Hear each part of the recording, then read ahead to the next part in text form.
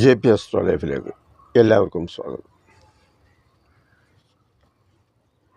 ഇന്ന് നിങ്ങളുമായി പങ്കുവയ്ക്കുന്നത് നമ്മുടെ നാട്ടിൽ നടക്കുന്ന പല ക്രൈമുകളെക്കുറിച്ചുമാണ്. ഈ ക്രൈമുകളിലെല്ലാം തന്നെ പലപ്പോഴും ഒരു ജ്യോത്സ്യൻ്റെ പങ്ക് മാധ്യമങ്ങളോ അല്ലെങ്കിൽ പോലീസോ ഇൻവെസ്റ്റിഗേഷൻ നടത്തുന്നവരും ഒക്കെ തന്നെ സൂചിപ്പിക്കാറുണ്ട്. അതുപോലെ പല മാധ്യമങ്ങളും, അത് ഏത് മീഡിയ ആയാലും ശരി, അവരൊക്കെ തന്നെ പല കഥകളും ഉണ്ടാക്കി ഈ ജ്യോത്സ്യന്മാരെ അതിനകത്ത് ഉൾപ്പെടുത്തുകയും ചെയ്യുന്നു. അപ്പോൾ ഇതിൻ്റെയൊക്കെ പിന്നിലുള്ള കാര്യങ്ങൾ എന്താണെന്ന് ചോദിച്ചാൽ, പണ്ട് ഒരു സ്വാമി ഒരു ക്രൈം നടത്തിയപ്പോൾ സന്യാസിമാരെല്ലാം അല്ലെങ്കിൽ സ്വാമിമാരെല്ലാം സന്യാസി ജീവിതം നയിക്കുന്നവരെല്ലാം ക്രൈമുമായി ബന്ധപ്പെട്ടവരാണ് എന്നുള്ള ഒരു ധാരണയും ചില കാര്യങ്ങളുമൊക്കെ അന്ന് പ്രചരിക്കുന്നുണ്ട്. അതുപോലെ തന്നെയാണ് ഈ അസ്ട്രോളജിയുടെ കാര്യം. അസ്ട്രോളജി എന്ന പേരിൽ തട്ടിപ്പ് നടത്തുന്നില്ല എന്ന് ഞാൻ പറയത്തില്ല. വ്യാപകമായ ആ തട്ടിപ്പിനെ കുറിച്ചൊക്കെ തന്നെ ഞാൻ പല പ്രാവശ്യവും എൻ്റെ വീഡിയോയിൽ പരാമർശിച്ചിട്ടുണ്ട്. അത് ഒന്ന്, കൂടോത്രം എന്ന രീതിയിൽ ആൾക്കാരെ തെറ്റിദ്ധരിപ്പിക്കുകയും അതുപോലെ തന്നെ തമ്മിലടിപ്പിക്കുകയും ചെയ്യുന്ന ഒരു രീതി നമുക്ക് കാണാൻ സാധിക്കും. അപ്പോൾ രക്തബന്ധത്തിലുള്ളവരായാലും സുഹൃത്തുക്കളായാലും അയൽവാസികളായാലും ആരായാലും ഇവർ പറയുന്ന ചില കഥകളുടെ അടിസ്ഥാനത്തിൽ അവർ ചില നിഗമനങ്ങളിലെത്തും. ഇന്നാരാണ് കൂടോത്രം ചെയ്തത്, അത് നശിപ്പിക്കാനാണ്, അല്ലെങ്കിൽ നാട് വിടാനാണ്, അല്ലെങ്കിൽ ഭ്രാന്ത് പിടിക്കാനാണ്, അല്ലെങ്കിൽ നമ്മുടെ വക അവർ കൈക്കലാക്കാനാണ്, അല്ലെങ്കിൽ കൊല്ലാനാണ്, ഇത്തരത്തിൽ. എന്നിട്ട് അതിന് പ്രതിവിധിയായിട്ട് ഒരു തുകയൊക്കെ പറഞ്ഞ് മേടിച്ച് എന്തെങ്കിലുമൊക്കെ. ഇതൊന്നും അസ്ട്രോളജിയുമായിട്ട് ബന്ധപ്പെടുന്ന കാര്യങ്ങളെ അല്ല എന്നുള്ളതാണ്. എന്നാലും അതിൻ്റെ എല്ലാം പിന്നിൽ ഈ ജ്യോത്സ്യൻ അല്ലെങ്കിൽ അസ്ട്രോളജി കൈകാര്യം ചെയ്യുന്നവർക്ക് പങ്കുണ്ട് എന്ന നിലയിൽ ചില പ്രചാരങ്ങളുണ്ട്. അതുപോലെ ഏതെങ്കിലും കൊലപാതകങ്ങൾ എവിടെയെങ്കിലുമൊക്കെ നടന്നാൽ അത് ജ്യോത്സ്യൻ പറഞ്ഞു, ഒന്നുകിൽ അച്ഛന് ദോഷമാണെന്ന് പറഞ്ഞു, അല്ലെങ്കിൽ ഈ കുട്ടി മരിച്ചാൽ ജീവിതം രക്ഷപ്പെടുമെന്ന്. ഇങ്ങനെയൊക്കെ ആരെങ്കിലും അസ്ട്രോളജി പഠിച്ച ഏതെങ്കിലും ഒരു ജ്യോത്സ്യൻ പറയും എന്നുള്ളൊരു വിശ്വാസമൊന്നും എനിക്കില്ല. കാരണം അതുപോലെ ചില നാളുകാർ, ആ നാളുകാരുടെ കാര്യമൊക്കെ എന്നെ പലരും വിളിച്ചു ചോദിച്ചിട്ടുണ്ട്. ഇന്ന നാളാണ്, അച്ഛന് ദോഷമാണെന്ന് പറയുന്നു, അമ്മയ്ക്ക് ദോഷമാണെന്ന് പറയുന്നു, അതൊക്കെ ശരിയാണോ, അങ്ങനെയാണോ? അതുകൊണ്ട് തന്നെയാണ് അതിനെ സംബന്ധിച്ച് ഞാൻ ചില വീഡിയോ ചെയ്തത്. കാരണം ഈ ഒരു നാളിൽ ഇന്ന പാദത്തിൽ ജനിച്ച ഉടനെ അവർക്കെല്ലാം ദോഷമാണെന്ന് പറയുന്നത് തന്നെ ആ ജനിച്ച കുട്ടിയോട് നമ്മുടെ ഒരു മനോഭാവം തന്നെ മാറിപ്പോകും. അച്ഛൻ്റെ ആയാലും അമ്മയുടെ ആയാലും ആരുടെ ആയാലും അങ്ങനെയൊക്കെയുള്ള കാര്യങ്ങളുണ്ട്. അത് ഒരുപാട് സംഭവങ്ങൾ നമ്മുടെ നാട്ടിൽ നടക്കുമ്പോൾ ഇതിനെയെല്ലാം ഒന്ന് കണക്റ്റ് ചെയ്യാൻ വേണ്ടി ഒരു ജ്യോത്സ്യൻ അല്ലെങ്കിൽ ജ്യോതിഷം കൈകാര്യം ചെയ്യുന്നവരെ എടുത്ത് മുന്നിലിടുന്ന ഒരു രീതി നമുക്ക് ഇവിടെ കാണാൻ സാധിക്കും എന്നുള്ള. ഇപ്പോൾ ഒരുപാട് സംഭവങ്ങൾ നമ്മുടെ നാട്ടിലുണ്ട്. ഇപ്പോൾ അച്ഛനെയും അമ്മയും പുറത്താക്കി ഒരാൾ ഗേറ്റ് പൂട്ടി, മകളാണ് ഗേറ്റ് പൂട്ടി. അവസാനം പോലീസ് വന്നു, നാട്ടുകാർ വന്നു, സബ് കളക്ടർ വന്നു, എല്ലാവരുടെയും പറഞ്ഞിട്ടും അതനുസരിച്ചില്ല. അവസാനം എല്ലാവരും കൂടി ഒത്തു ചേർന്ന് പൂട്ടും തല്ലിപ്പൊളിനെ അകത്ത് കയറ്റി. അതിന് ഏതെങ്കിലും ജ്യോത്സ്യർ അതിനകത്തിൽ ഭാഗവാക്കാണോ എന്ന് ചോദിച്ചാൽ അല്ല. ആ കൊച്ചിൻ്റെ സ്വഭാവം അതാ. അച്ഛനും അമ്മയും ആരാണെന്നും എന്താണെന്നും അതെങ്ങനെയാണ് അവർ വളർത്തിക്കൊണ്ട് വന്നതെന്നും ഉള്ള ഒരു ധാരണ അതിനില്ല. മറ്റെന്തെങ്കിലുമൊക്കെ ഘടകങ്ങൾ അതിൻ്റെ പിന്നിൽ കാണും. കാരണം അച്ഛനോ അമ്മയോ കൂടി ഇരുന്നാൽ അത് ഉദ്ദേശിക്കുന്ന കാര്യങ്ങൾ അല്ലെങ്കിൽ പുറത്താകും, അല്ലെങ്കിൽ ചില കാര്യങ്ങൾ നാട്ടുകാരറിയും, അങ്ങനെ എന്തെങ്കിലുമൊക്കെ കാര്യങ്ങൾ കാണാം. എന്താണെന്നും നമുക്കറിയത്തില്ല. ഇതുപോലെ ഓരോ വിഷയങ്ങളും ഇതിൽ സാധാരണഗതിയിൽ കൊലപാതകങ്ങളൊക്കെ നടക്കുമ്പോഴും അതുപോലെ അത് എന്തെങ്കിലുമൊക്കെ കാര്യങ്ങൾ നടക്കുമ്പോൾ അതിനെയെല്ലാം കണക്ട് ചെയ്ത് ഇപ്പോൾ ഒരു ജ്യോത്സ്യൻ്റെ അടുക്കൽ പല ആൾക്കാർ, ഒരു ഡോക്ടറെ അടുക്കൽ പോകുന്നില്ലേ, അല്ലെങ്കിൽ ഒരു സർക്കാർ ഓഫീസിൽ പലരും ചെല്ലുന്നില്ലേ, എന്തെങ്കിലുമൊക്കെ ആവശ്യത്തിന് ആരെങ്കിലുമൊക്കെ ചെല്ലാം. അത് ചെല്ലുന്നവർ ചിലപ്പോൾ ഇതിനെക്കുറിച്ച് എന്തെങ്കിലും ഒരു ഗ്രാഹ്യം ഉള്ളവരുടെ അടുക്കലാകാം, അല്ലെങ്കിൽ ഒന്നും അറിയാൻ വയ്യാതെ ചില വേഷം കെട്ടലൊക്കെ നടത്തി ഇരിക്കുന്നവരുടെ അടുത്താകാം. അപ്പോൾ അങ്ങനെ എടുത്ത് ചെല്ലുമ്പോൾ അവർ ചിലപ്പോൾ എന്തെങ്കിലുമൊക്കെ പറഞ്ഞ് ഉടായ്പ പറഞ്ഞ് വിടുന്നു എന്നുള്ളതേ ഉള്ളൂ. അപ്പോൾ ഈ വരുന്നവരാരെങ്കിലും ഒരു ക്രൈം നടത്തിയാൽ അയാളുടെയൊക്കെ പോയി എന്നതുകൊണ്ട് അയാൾ കുറ്റക്കാരനാണെന്നില്ല. കുറ്റക്കാരനാണെങ്കിൽ അങ്ങനെയുള്ളവരെ വെറുതെ വിടാനും പാടില്ല. അതാണ് വേറെ രസം. പക്ഷേ ഈ കഥകൾ മെനയുന്നതിൽ അതിനേക്കാൾ നല്ലത് സത്യമായ കാര്യം എന്താണ് എന്ന് അന്വേഷിച്ച് കണ്ടുപിടിക്കുക, ഇൻവെസ്റ്റിഗേഷൻ. അതാണ് എന്താണ് സംഭവിച്ചത് എന്ന് സാവധാനമായാലും. പക്ഷെ പെട്ടെന്ന് റീച്ച് കിട്ടാൻ വേണ്ടി ഓരോ മീഡിയയും അതിൻ്റെ പുറകെ അങ്ങ് നടന്നിട്ട് അങ്ങനെയാണ് സംഭവം, ഇങ്ങനെയാണ് സംഭവം. അവർ ഓരോ കഥകൾ ഓരോരുത്തരോട് ചോദിക്കുന്നു, ഓരോ കാര്യങ്ങൾ പറയുന്നു, അതനുസരിച്ച് ഇതിങ്ങനെ പ്രചരിപ്പിക്കുകയാണ്. ആ പ്രചാരണവും യഥാർത്ഥത്തിൽ വലിയ ഗുണം ചെയ്യുമോ എന്ന് ചോദിച്ചാൽ ഗുണമൊന്നും ചെയ്യത്തില്ല. അവർക്ക് ഓരോ വിഷയം കിട്ടണം എന്നുള്ളതാണ് അതിനകത്ത് ഏറ്റവും പ്രധാനപ്പെട്ട ഒരു കാര്യം. ഞങ്ങളുടെ നാട്ടിൽ തന്നെ, എൻ്റെ നാട്ടിൽ തന്നെ +1 പഠിക്കുന്ന ഒരു കുട്ടി ഏതാണ്ട് ഇപ്പോൾ അതിൻ്റെ സ്വഭാവത്തിൽ ചില വ്യത്യാസങ്ങളും അതുപോലെ ചില മാനസിക പ്രയാസം എന്തൊക്കെയോ കണ്ടപ്പോൾ വീട്ടുകാർക്കൊന്നും മനസ്സിലായിട്ടില്ല, അച്ഛനും അമ്മയ്ക്കും നാട്ടുകാർക്കും സുഹൃത്തുക്കൾക്കും ഒന്നും മനസ്സിലായിട്ടില്ല. പക്ഷേ അധ്യാപകർക്ക് എന്തോ സംശയം തോന്നി. അവർ ചൈൽഡ് ലൈനുമായിട്ട് ബന്ധപ്പെട്ട് കാര്യങ്ങൾ അന്വേഷിച്ചപ്പോൾ 11 വയസ്സ് മുതൽ അതിൻ്റെ പ്രായത്തിലുള്ള ചില ഏറ്റക്കുറച്ചിലുകളൊക്കെ ഉണ്ട്. കാരണം +1 പഠിക്കുന്ന ഒരു പെൺകുട്ടിക്ക് എത്ര വയസ്സ് പ്രായമുണ്ടെന്നറിയാമല്ലോ. അപ്പോൾ അതിൻ്റെ ഏറ്റക്കുറച്ചിലനുസരിച്ച് ചില 2, 3 വയസ്സ് 4 വയസ്സ് കൂടുതലുള്ളവരും അതുപോലെ സമപ്രായക്കാരുമായ 11 പേര് അതിനെ നിരന്തരം പീഡിപ്പിച്ചുകൊണ്ടിരുന്നു എന്നാണ് പറയുന്നത്. 6-7 പേരെയൊക്കെ അറസ്റ്റ് ചെയ്തു എന്ന് പറയുന്നുണ്ട്. ഇത് യഥാർത്ഥത്തിൽ ഒരു പക്ഷേ അതൊരു കൊച്ചു കുഞ്ഞായതുകൊണ്ട് ചിലപ്പോൾ ഈ ജ്യോത്സ്യന്മാരുടെ അടുത്തൊന്നും പോയി കാണത്തില്ല. അല്ലെന്ന് വരികിൽ അതിനും ഇങ്ങനെ ഒരു കണക്ഷൻ വരും. കുട്ടികളായതുകൊണ്ട് അതിനങ്ങനെ ഒരു പേരുദോഷം, ജ്യോത്സ്യന്മാരാണ് ഇതിൻ്റെ പിന്നിലെന്നുള്ള ഒരു പേരുദോഷം വന്നില്ല.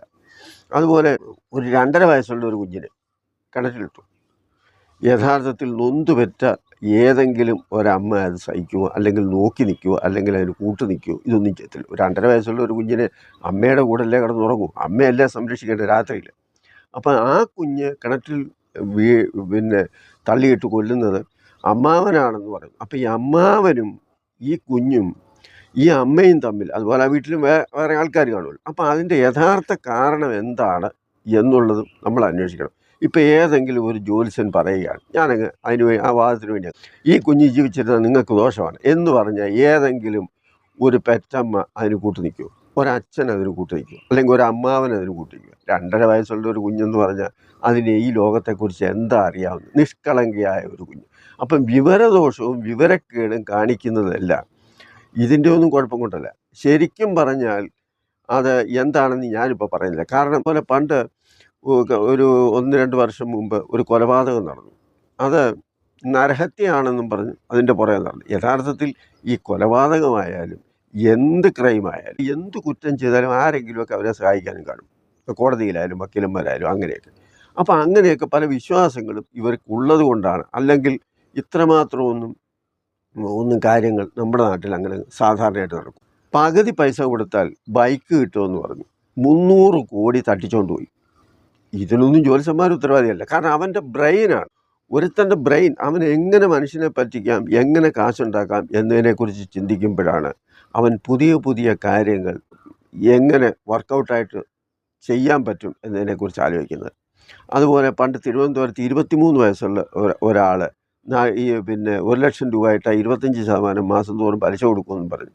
20%, 25%. വലിയ വലിയ ആൾക്കാരുടെ കയ്യിൽ നിന്ന് കാശ് അടിച്ചുകൊണ്ട് പോയി എന്ന് പറയുന്നു.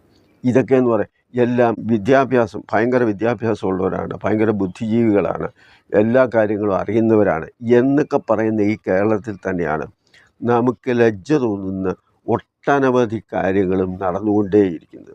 പിന്നെ ജ്യോത്സ്യന്മാരെ സംബന്ധിച്ചെന്ന് പറഞ്ഞാൽ ചില കള്ള ജ്യോത്സ്യന്മാരുണ്ട്.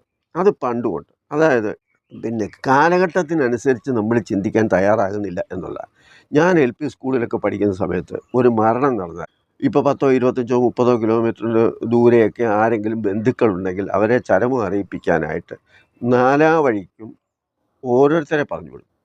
ഇവരെല്ലാം പോയിട്ട് തിരിച്ചു വരുന്നത് വരെ അവർ കാത്തിരിക്കും. കാരണം വരുമോ വരത്തില്ലയോ, അല്ലെങ്കിൽ പോയിട്ട് എന്താണ് വിവരം എന്നറിയാൻ വേണ്ടി. ഇന്നത്തെ കാലത്ത് അതിൻ്റെ വല്ല കാര്യവും ആവശ്യമുണ്ടോ? ഇല്ല. കാരണം നിമിഷ നേരം കൊണ്ട് ഏത് രാജ്യത്തായാലും ഈ വിവരം നമുക്കറിയാനുള്ള സംവിധാനം ഇന്ന് നിലവിലുണ്ട്. അതുപോലെ പണ്ടാന്ന് വരികിൽ ചിലരെ പച്ചവെള്ളത്തിൽ കർപ്പൂരം കത്തിച്ചിട്ട് അതിങ്ങനെ ഓടി നടന്നിട്ട് എന്ന് പറഞ്ഞാൽ വെള്ളത്തിൽ തീ പിടിക്കുന്നു, അങ്ങനെയൊക്കെ കാണിച്ചിട്ട് എന്തെങ്കിലുമൊക്കെ പറയുക. അതുപോലെ കൈനോട്ടം, അത് വെറുതെ കാണാതെ പഠിച്ചിങ്ങനെ കുറേ ഹസ്തരേഖാശാസ്ത്രത്തിൽ ചില കാര്യങ്ങളൊക്കെ നല്ലവണ്ണം പഠിക്കാനുണ്ട്. കാരണം എനിക്കതറിയാവുന്ന കാര്യം. എന്നാൽ പാരമ്പര്യമായിട്ട് ഇങ്ങനെ കേട്ട് പഠിച്ച് ചില പദ്യങ്ങളും അതുപോലെ ചില കാര്യങ്ങളുമൊക്കെ പഠിച്ച് ഇതെല്ലാം ഉപജീവന മാർഗമായിട്ട് കൊണ്ട് നടന്നിട്ടും ആരെയും ഒന്നും ചെയ്തിട്ടൊന്നുമില്ല, ആരും നശിച്ചിട്ടൊന്നുമില്ല. അവരവരുടെ ജീവിതമാർഗത്തിന് ഏതെങ്കിലും വീട്ടിൽ ചെല്ലുന്നു, എന്തെങ്കിലുമൊക്കെ കാര്യങ്ങൾ പറയുന്നു. അന്ന് കുടുംബകലഹങ്ങളൊന്നും ഉണ്ടായിട്ടില്ല. കാരണം എന്താണെന്ന് ചോദിച്ചാൽ പരസ്പരം ഒരു വിശ്വാസവും ഒരു കൂട്ടുത്തരവാദിത്വവും ഒന്നിച്ചുള്ള ഒരു ജീവിതവും എല്ലാ കുടുംബത്തിലുമുണ്ട്. ഇന്ന് അങ്ങനെയാണോ? അല്ല. ഇന്ന് അണുകുടുംബമാണ്. അവരായി അവരുടെ പാടായി. ചേട്ടനായാലും അനിയനായാലും ആങ്ങളയായാലും പെങ്ങളായാലും അച്ഛനായാലും അമ്മയായാലും അവരെ നോക്കുന്ന ഒരു കാര്യങ്ങളോ അവരുടെ കാര്യം ചിന്തിക്കേണ്ട ഒരു വിഷയമോ ഇന്ന് ഇല്ല. അതൊക്കെ അധികപ്പറ്റാണ് എന്നുള്ളതാണ്. അതുപോലെ കുഞ്ഞുങ്ങളുടെ കാര്യം സൂചിപ്പിച്ച് ഞാൻ നേരത്തെ ഒരു വീഡിയോ ചെയ്തിരുന്നു. 7 മാസം മുമ്പ് ഞാനൊരു വീഡിയോ ചെയ്തു. അതായത് കുഞ്ഞിൻ്റെ നല്ല ഭാവിയെ ഇഷ്ടപ്പെടുന്നവർ, നല്ല ഭാവിക്ക് വേണ്ടി അച്ഛനും അമ്മയും ഈ വീഡിയോ കാണണം എന്ന്. ഈ 7 മാസം കൊണ്ട് ആ വീഡിയോയ്ക്ക് കിട്ടിയ 900 കാഴ്ചക്കാരാണ്. അതിൻ്റെ കാരണം എന്താണെന്ന് ചോദിച്ചാൽ, സ്വന്തം കുഞ്ഞുങ്ങൾ എത്രമാത്രം വഴിതെറ്റിപ്പോയാലും അതവർക്ക് മനസ്സിലായാലും ശരി രക്ഷിതാക്കൾ സമ്മതിക്കത്തില്ല. അവരുടെ കാര്യങ്ങൾ ആരെങ്കിലും ചെന്ന് അവരോട് സംസാരിച്ചാൽ, നിങ്ങളുടെ കുട്ടിക്ക് ഇതുപോലെ ഒന്ന് ശ്രദ്ധിച്ചോണം അല്ലെ അങ്ങനെ ഇങ്ങനെ എന്ന് ആരെങ്കിലും പറഞ്ഞാൽ അവരെ കുറ്റം പറയും. അവരെ കുറ്റം പറയുന്ന അറിയാം. ഈ പറയാൻ വന്നവരോട് ഈ കുട്ടികളുടെ മുന്നേ വെച്ച് തന്നെ എൻ്റെ കുഞ്ഞുങ്ങളെ എനിക്കറിയാം, ഞാനാണ് വളർത്തുന്നത് എന്ന രീതിയിൽ ന്യായീകരിച്ച് അവരോട് സംസാരിക്കും.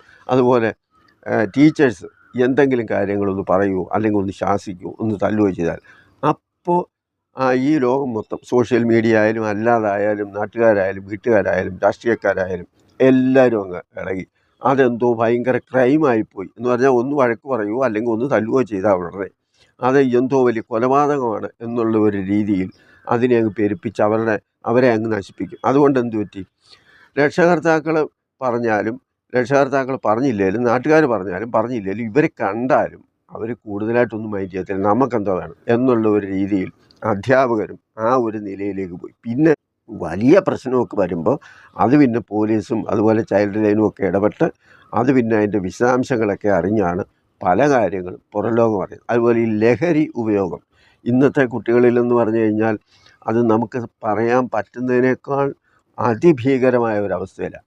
വീട്ടിൽ നിൽക്കുന്നവർക്ക് ഈ കാര്യങ്ങൾ എന്തെങ്കിലും അറിയാൻ പറ്റുമോ എന്ന് ചോദിച്ചാൽ പറ്റത്തില്ല. കാരണം അതും ഈ കുട്ടികൾക്കുണ്ട്. കാരണം അവർ കഷ്ടത അനുഭവിച്ചിട്ടില്ല, പ്രയാസം അനുഭവിച്ചിട്ടില്ല, ദുരിതം അനുഭവിച്ചിട്ടില്ല. ഈ കുട്ടികളെ വളർത്താനും പഠിപ്പിക്കാനും രക്ഷിതാക്കൾ എന്തെല്ലാം കഷ്ടപ്പാട് സഹിച്ചാണ് അവരുടെ ആഗ്രഹങ്ങൾ സാധിച്ചു കൊടുത്തു വലിയ റാങ്ക് മേടിച്ച് പഠിക്കട്ടെ എന്ന് വിചാരിച്ചൊക്കെ ചെയ്യുന്നത് എന്നുള്ള ആ ഒരു നിലയിൽ കുട്ടികൾക്കിതൊന്നും അറിയാൻ പാടില്ലാതെ പോയതും മനസ്സിലാക്കാൻ പാടില്ലാതെ പോയതും സ്നേഹബന്ധവും വ്യക്തിബന്ധവും രക്തബന്ധവും ഒന്നും ഇന്നത്തെ കുട്ടികൾക്ക് അറിയത്തില്ല. കാരണം അങ്ങനെയുള്ള ബന്ധങ്ങളൊന്നും ഇന്നത്തെ കുട്ടികളും ആ വീട്ടുകാരുമായിട്ടൊന്നും ഇല്ല.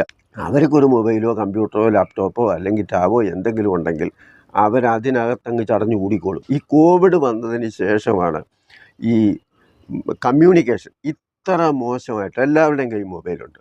ആ മൊബൈൽ ഒരു മുറിക്കകത്ത് കുത്തിയിരുന്ന്, കാരണം പണ്ടത്തെ കൂട്ട് 1 2 മുറിയിൽ 7 5 6 7 പേര് താമസിക്കുന്ന ഒരു സാഹചര്യമല്ല ഇന്ന് ഭയങ്കര ഒരു കെട്ടിടം, അതിന് ചുമ്മാതെ കിടക്കുന്നു മുറികൾ, അതിനകത്തിൽ 1 2 മുറി പോലും താമസിക്കാൻ ആളില്ല. അപ്പോൾ ഇവരതിനകത്ത് കയറി എന്തൊക്കെ കാണിക്കുന്നു എന്ന് രക്ഷിതാക്കൾ കാണുന്നില്ല, മറ്റുള്ളവരറിയുന്നില്ല. അവർ ഒന്ന് വിളിക്കുമ്പോൾ വളരെ ക്ലീനായിട്ട് ഇറങ്ങി വരുന്നു, അപ്പോൾ പഠിക്കുന്നു അല്ലെങ്കിൽ എന്തെങ്കിലും ചെയ്യുന്നു. ഇവർ നടക്കുന്നത് എന്താണെന്ന് അന്വേഷിക്കാനുള്ള ഒരു സംവിധാനം പോലും ഇന്നില്ലാത്തത്. അവസാനം എന്തെങ്കിലും ഒരു വലിയ പ്രശ്നം വന്ന് അത് പബ്ലിക് ആകുമ്പോഴാണ് ഇവർക്ക് പിന്നെ തലയും മുട്ടിട്ടുകൊണ്ട് നടക്കുന്ന ഒരു സാഹചര്യം വന്നത്. അതുകൊണ്ടാണ് ഞാൻ ചെയ്ത ആ വീഡിയോയ്ക്ക് 900 7 മാസം കൊണ്ട് 1000 റീച്ച് പോലും കിട്ടാതെ വന്നതിൻ്റെ കാരണം എനിക്ക് അതിൽ സന്തോഷമുള്ളൂ. കാരണം അതിനകത്ത് 900 പേർക്ക് കാര്യം മനസ്സിലായല്ലോ, അത്രയും മനസ്സിലായാൽ മതി. ഓരോരുത്തരുടെ അതിനകത്ത് പറഞ്ഞിരിക്കുന്നതെന്ന് പറഞ്ഞാൽ ഒരു കുഞ്ഞിൻ്റെ ജാതകം പരിശോധിച്ചാൽ ആ കുഞ്ഞ് ചെറുപ്പത്തിൽ എന്തെങ്കിലും രീതിയിൽ അങ്ങോട്ടോ ഇങ്ങോട്ടോ തെറ്റിപ്പോകാനുള്ള സാധ്യതയുണ്ടോ എന്നറിയാൻ വേണ്ടിയാണ് ആ വീഡിയോ ചെയ്തത്.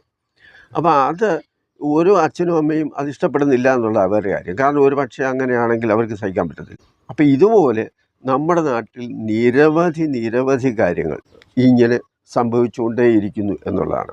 ഇപ്പോൾ ബാലരാമപുരത്തെ സംഭവിച്ചത് ഒരു ജ്യോത്സ്യൻ പറഞ്ഞിട്ടാണ് എന്നൊന്നും ഞാൻ വിശ്വസിക്കുന്നില്ല. അതിന് നല്ല ജ്യോത്സ്യനായാലും വ്യാജ ജ്യോത്സ്യനായാലും മന്ത്രവാദിയായാലും ആര് തന്നെ ആയിക്കോട്ടെ, എന്തെങ്കിലും പറഞ്ഞു എങ്കിൽ ഒരു നിരപരാധിയായ ഒരു കുഞ്ഞിനെ കൊല്ലണം എന്ന് തോന്നുന്നവരെ ആദ്യം വെടിവെച്ചു കൊല്ലണം. കാരണം ആരെങ്കിലും എന്തെങ്കിലും പറയുന്നത് കേട്ട് ഉടനെ കയറി അതങ്ങ് ചെയ്യുക, ചിന്തിക്കാതെ ചെയ്യുക എന്നുള്ളത് ഒരു ഭയങ്കര കഷ്ടം തന്നെയാണ്. പിന്നെ ഓരോരുത്തരുടെയും ജാതകത്തിൽ അവരവരുടെ ജീവിതം എങ്ങനെയായിരിക്കാം എന്നതിൻ്റെ ഒരു രൂപരേഖ തന്നെ ഉണ്ട്. അത് നല്ലവണ്ണം പഠിച്ച് കൈകാര്യം ചെയ്യുന്ന ഒരാൾ ഒരിക്കലും മറ്റൊരാളെ വഴിതെറ്റിക്കും എന്ന് ഞാൻ പറയുന്നില്ല. പിന്നെ ഇതിനകത്തിലുള്ള ഒരു കാര്യമെന്ന് പറഞ്ഞാൽ പരിഹാരമാർഗങ്ങൾ എന്ന പേരിൽ കൂടോത്രവും പരിഹാരവും അതുപോലെ ദോഷപരിഹാരവും. ഇപ്പോൾ കല്യാണത്തിൻ്റെ കാര്യമായാലും ഇപ്പോൾ പെൺകുട്ടികൾക്ക് കല്യാണം നടക്കുന്നില്ല, അല്ലെങ്കിൽ ആൺകുട്ടികൾക്ക് കല്യാണം നടക്കുന്നില്ല, ജോലി കിട്ടുന്നില്ല, അല്ലെങ്കിൽ വേറെ എന്തെങ്കിലും സാമ്പത്തിക പ്രശ്നങ്ങൾ, രോഗങ്ങൾ, ഇപ്പോൾ ക്യാൻസർ പോലുള്ള മാരക രോഗങ്ങൾ, സ്ട്രോക്ക്, ഇതൊക്കെ സർവ്വസാധാരണമാണല്ലോ. പ്രഷറും ഷുഗറും ഹാർട്ട് അറ്റാക്കും ഇല്ലാത്ത മനുഷ്യർ ഉണ്ടോ എന്ന് ചോദിച്ചു കഴിഞ്ഞാൽ ഒരു വീട്ടിൽ ഇതിലേതെങ്കിലും ഒന്നും ഇല്ലാത്തവരില്ല. അപ്പോൾ എന്ന് പറഞ്ഞതുപോലെ അത്തരം ഒരു സാഹചര്യത്തിലൊക്കെ ഇന്ന ദോഷങ്ങളൊക്കെ ഉണ്ട്, അതുകൊണ്ട് ആ ദോഷം മാറ്റിത്തരാം എന്ന് പറഞ്ഞ് കാശ് മേടിച്ച് പൂജ ചെയ്താൽ മാറുന്ന കാര്യങ്ങളൊന്നും അല്ല ഇതെന്നുള്ള. പക്ഷേ ഇതിനെല്ലാം പരിഹാരം എന്താണെന്ന് ചോദിച്ചാൽ നമ്മുടെ മനസ്സ് ക്ലിയർ ആവുക. അതായത് ദൈവവിചാരം എന്ന് പറയുന്നത് ആവശ്യമില്ലാത്ത തെറ്റായ മാർഗത്തിലൂടെ സഞ്ചരിക്കാൻ ഒരു ഭയമുണ്ടാക്കുന്നു എന്നുള്ളതാണ്, പിന്തിരിപ്പിക്കുന്നു. കാരണം ഞാൻ ചെയ്യുന്നതും പറയുന്നതുമല്ല ഈശ്വരൻ കാണുന്നുണ്ടല്ലോ എന്നുള്ള ഒരു ചിന്ത ഉണ്ടെങ്കിൽ പലപ്പോഴും അത് നല്ല വഴിയിലൂടെ സഞ്ചരിക്കാനും നല്ല മാർഗത്തിലൂടെ ജീവിക്കാനും ഒരു മനുഷ്യനെ പ്രേരിപ്പിക്കും എന്നുള്ളതാണ്. അങ്ങനെയുള്ള പ്രേരണയാണ് ഏറ്റവും നല്ലത്. അതിനാണ് ഈശ്വരചിന്ത വേണമെന്നും ദൈവവിചാരം വേണമെന്നും അതുപോലെ നാമജപം നടത്തണമെന്നും ഒക്കെ പറയുന്ന അന്ധവിശ്വാസം ഉണ്ടാക്കാനൊന്നുമല്ല. ആവശ്യമില്ലാത്ത കാര്യങ്ങൾ നമ്മുടെ മനസ്സിൽ വന്നുകൂടി അത് നമ്മളെ ഇല്ലാതാക്കാൻ ഉള്ള ആ ഒരു ശ്രമം ഇല്ലാതെ പോകും. അതുപോലെ തന്നെ എന്തെങ്കിലുമൊക്കെ പ്രശ്നങ്ങൾ നമ്മുടെ ജാതകത്തിലുണ്ടെങ്കിലും അല്പം ദൈവാധീനവും ഈശ്വര വിശ്വാസമൊക്കെ ഉണ്ടെങ്കിൽ കണ്ണിക്കൊള്ളാനുള്ളത് പുരുകത്ത് കൊള്ളുന്നു എന്ന് പറഞ്ഞതുപോലെ പലതും അതിൻ്റെ പവർ കുറഞ്ഞ് അത് ഒഴിഞ്ഞു പോകാനുള്ള സാഹചര്യവും നമ്മുടെ ജീവിതത്തിലുണ്ടാകും. അതുപോലെ ഇപ്പോൾ സാമ്പത്തിക ബുദ്ധിമുട്ടോ രോഗമോ മറ്റു പ്രയാസങ്ങളോ എല്ലാവരുടെയും ജീവിതത്തിൽ എന്തെങ്കിലുമൊക്കെ ബുദ്ധിമുട്ടും പ്രയാസങ്ങളും ഒക്കെ ഉണ്ടാകും. അതിനെല്ലാം ആരെങ്കിലും പറയുകയാണ് 1,00,000 രൂപ തരൂ, അല്ലെങ്കിൽ 50,000 രൂപ തരൂ, 1,50,000 രൂപ തരൂ, 65,000 രൂപ തരൂ, ഞാൻ നിങ്ങൾക്ക് ഇതെല്ലാം മാറ്റിത്തരാമെന്ന് പറഞ്ഞാൽ അങ്ങനെയൊന്നും മാറുന്ന കാര്യങ്ങളൊന്നുമല്ല. ദൈവവിശ്വാസം എന്ന് പറയുന്നത് മനസ്സിൽ തോന്നേണ്ട ഒരു കാര്യമാണ്, നമ്മുടെ ജീവിത രീതിയാണത്. കാരണം നമ്മുടെ ജീവിതം എങ്ങനെയായിരിക്കണം ആ മാർഗമാണ്. അല്ലാതെ നാട്ടുകാരെ കാണിക്കാൻ വേണ്ടി എന്തെങ്കിലുമൊക്കെ ചെയ്തു അല്ലെങ്കിൽ കുറേ കാശ് ചിലവാക്കി അതിനൊന്നും യാതൊരു കാര്യവുമില്ല. അപ്പോൾ ഈ പറഞ്ഞത് എന്താണെന്ന് ചോദിച്ചാൽ ഏത് ക്രൈമിൻ്റെയും പിന്നിൽ പലപ്പോഴും ഒരു ജ്യോത്സ്യനെ ചിത്രീകരിക്കുന്ന ഒരു രീതി, അത് ഉള്ളതാണോ ഇല്ലാത്തതാണോ എന്നൊന്നും അറിയണ്ട. ചില കഥകൾ ചിലപ്പോൾ അതിനകത്തിൽ എന്തെങ്കിലും സത്യമുണ്ടെങ്കിൽ ആ സത്യം ശരിയായി കണ്ടെത്തി അവന് വേണ്ട ശിക്ഷ കൊടുക്കണമെന്നുള്ള കാര്യത്തിൽ യാതൊരു തർക്കവുമില്ല. എന്നാൽ ഞാൻ പറഞ്ഞത് എന്താണെന്ന് ചോദിച്ചാൽ അങ്ങനെ ആരെങ്കിലും എന്തെങ്കിലും പറയുന്നത് കേട്ട് അതിൻ്റെ പുറകെ തുള്ളാൻ പോകുന്നവരെ ആദ്യം അടിക്കണമെന്നാണ്. കാരണം ഇവർക്ക് സ്വയമേ ഒന്ന് ചിന്തിക്കാനുള്ള കഴിവ് വേണ്ട. ഇപ്പോൾ എന്തെങ്കിലും ഒരു 10 28 വയസ്സുള്ള എന്നെ തന്നെ പലരും വിളിച്ചിട്ടുണ്ട്. 10 30 വയസ്സായ എൻ്റെ കുഞ്ഞിന് കല്യാണമൊന്നും ആയിട്ടില്ല, അതിന് 7 രാഹു നിൽക്കുന്നു, അല്ലെങ്കിൽ ചൊവ്വ നിൽക്കുന്നു, അല്ലെങ്കിൽ വേറെ എന്തെങ്കിലും നിൽക്കുന്നു. അതുകൊണ്ട് ഒരാൾ പറഞ്ഞു 1,00,000 രൂപ തന്നാൽ പിന്നെ അതിന് പൂജ നടത്തി പരിഹാരം ചെയ്യാമെന്ന് പറഞ്ഞു. വേറൊരാൾ പറഞ്ഞു 12 മാസം പോയി താലി കൊടുത്ത് പൂജിക്കണം.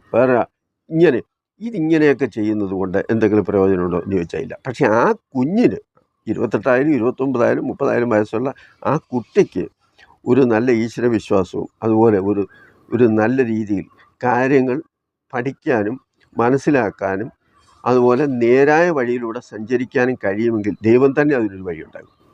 അല്ലാതെ ഇപ്പം 1,00,000 രൂപ എനിക്ക് പനി വന്നു, വൈറൽ പനിയാണ്, ഞാൻ എണീക്കാൻ വയ്യാതെ കിടക്കുന്നു, എൻ്റെ അച്ഛനോ അമ്മയോ അല്ലെങ്കിൽ സഹോദരങ്ങളോ പിന്നെ ആൻറ്റിബയോട്ടിക് കഴിച്ചതുകൊണ്ട് എൻ്റെ പനി മാറത്തില്ല. അപ്പം നമ്മൾ തന്നെയാണ് നമ്മുടെ കാര്യങ്ങൾ നിയന്ത്രിക്കുകയും അതുപോലെ തന്നെ മുന്നോട്ടുള്ള ഗതി നമ്മുടെ ജീവിതം എങ്ങനെയായിരിക്കണമെന്ന് നമ്മൾ തന്നെ തീരുമാനിക്കണം. ഇപ്പോഴത്തെ എൻ്റെ ഏറ്റവും വലിയൊരു വിഷമവും ഞാനിത് പറയാൻ കാര്യം എന്താണെന്ന് ചോദിച്ചാൽ കുട്ടികളാണ് ഇതിന് ഏറ്റവും കൂടുതൽ ഇരയാകുന്നതെന്നുള്ള. കൊച്ചു കുഞ്ഞുങ്ങൾ അത് മുതൽ മേലോട്ട് ഒരു 10 15 20 വയസ്സുള്ള അല്ലെങ്കിൽ 25 വയസ്സ് താഴെയുള്ള ആൺകുട്ടികളും പെൺകുട്ടികളും ആ ലഹരിയായാലും വേണ്ടാത്ത വഴികളായാലും ആവശ്യമില്ലാത്ത കാര്യങ്ങളായാലും ഏത് രീതിയിലായാലും തന്നെ ഇവരെല്ലാം ഇന്ന് ഇൻവോൾവഡായി അവരുടെ ജീവിതം തന്നെ നശിപ്പിച്ച് കളയുന്ന ഒരു രീതിയിൽ കാണുമ്പോൾ സഹിക്കാൻ വയ്യാതെയാണ് നിങ്ങളുമായിട്ടൊക്കെ പറയുന്നത്. കാരണം ഇത് ആരുടെയും കുറ്റമൊന്നുമല്ല. ഒരാളങ്ങനെ പറഞ്ഞു അല്ലെങ്കിൽ വേറൊരാളങ്ങനെ പറഞ്ഞു എന്നുകൊണ്ടല്ല. നമ്മുടെ കുഞ്ഞുങ്ങൾ നമ്മുടെ മക്കളാണ്. അവർ ഈ ലോകത്തിൻ്റെ നല്ല ഭാവിക്ക് വേണ്ടി ജീവിക്കേണ്ടവരാണ്. അപ്പോൾ അവരെങ്ങനെയാണ് ജീവിക്കുന്നത്, അവരെന്തൊക്കെയാണ് അവരുടെ ഇഷ്ടാനിഷ്ടങ്ങൾ, അവരുടെ രീതികൾ എന്താണ്, ഇതൊക്കെ നമ്മൾ അന്വേഷിച്ച് കണ്ടുപിടിച്ച് അതനുസരിച്ച് അവരെ തിരുത്തി കൊണ്ടുവരണം. അതിനുവേണ്ടി പറഞ്ഞു. ഈ വീഡിയോ നിങ്ങൾക്ക് ഇഷ്ടപ്പെട്ടു എന്ന് വരികിൽ നന്ദി, നമസ്കാരം.